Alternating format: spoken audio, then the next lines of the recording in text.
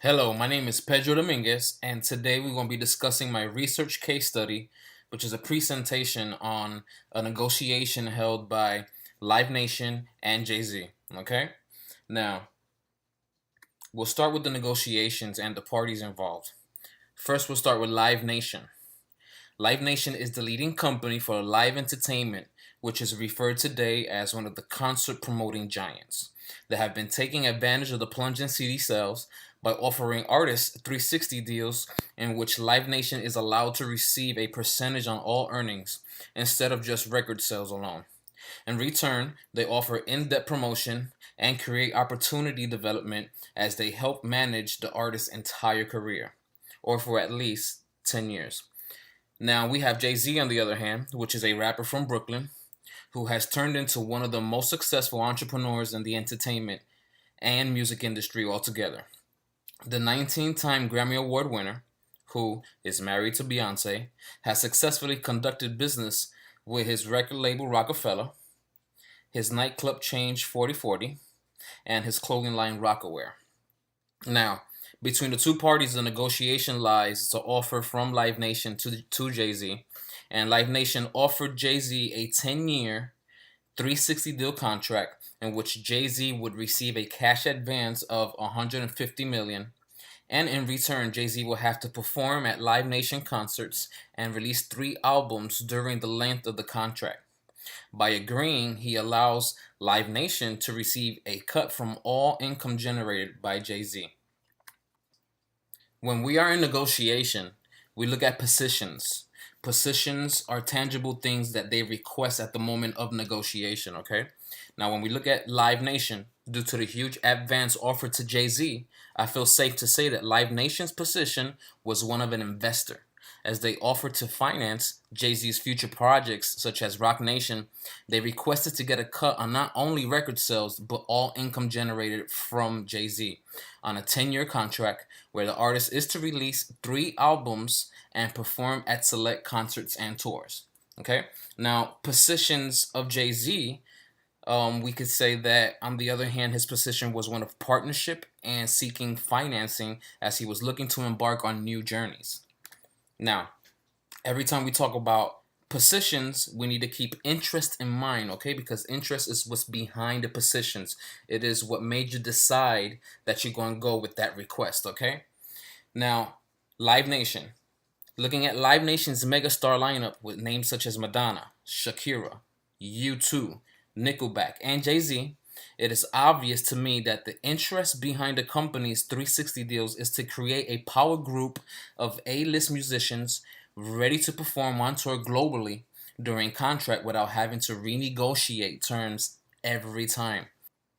It must be nice to have names like these on standby for whenever the perfect concert opportunity arises, especially if they're making money off ticket sales, merchandise, and endorsements. Now, interests of Jay-Z were very clear. He wanted to start his own record label as he recently stepped down as a president of Def Jam Records. It's evident to me that Live Nation did their homework before approaching Jay-Z because they knew how to approach his interests. Now, under all negotiations, there is a basic process that if you're trying to be successful, you should follow. These are principal negotiation techniques, okay? I'll go ahead and mention 3 that I noticed during the negotiation. We'll start with number 1, mutual gain. Mutual gain is when you try to benefit both parties from the deal. Live Nation accomplished this by showing Jay Z what he can get from accepting their offer as they focus on partnership and combined profit margins that would come from such consolidation. Now, this obviously makes it apparent as a win win scenario for both companies. Secondly, we have objective criteria. These are industry standards that help decipher fairness within the deal. Okay, in the case of Live Nation, they use numbers of 2 of the previous deals that they sealed, which were U2 and Madonna. Now, by showing Jay Z how and why they paid Madonna 120 million, helped the decision making process for both parties. Now, thirdly, we have autonomy. Now, autonomy is met when others respect your decision on important matters.